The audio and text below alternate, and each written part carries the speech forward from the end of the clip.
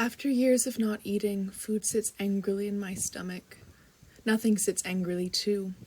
My boyfriend and I joke that my tagline is easy, sleazy, and queasy. This persistent nausea means that I often graze, nibbling at the heels of bread and munching sundry vegetables throughout the day. I say this to explain that in the last month I've learned how poor your reflexes can become 36 hours into a hangover, can become crippling when you can combine aging with drinks on a scantily filled belly.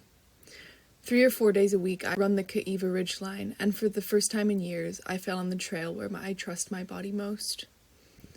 Paps used to love running this trail too.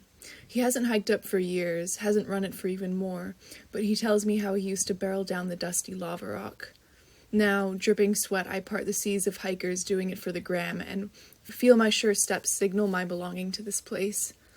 The uninterrupted views of coast and Ko'olau are spectacular, but that animal sensation of pounding out a staccato and knowing that the rhythm sings to this ground and will carry you home, that is why we love it.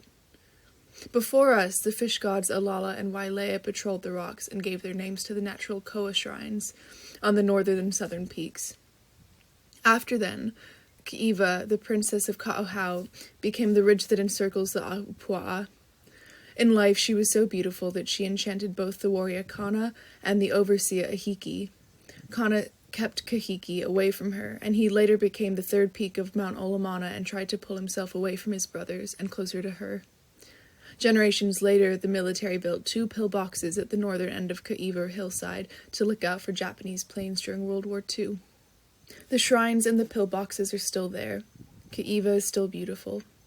The early morning and the end-of-day light sits on her clear and sweet like honey. After years of not eating, my bones have honeycombed with osteopenia, but they are strong enough to keep pulling myself back to her.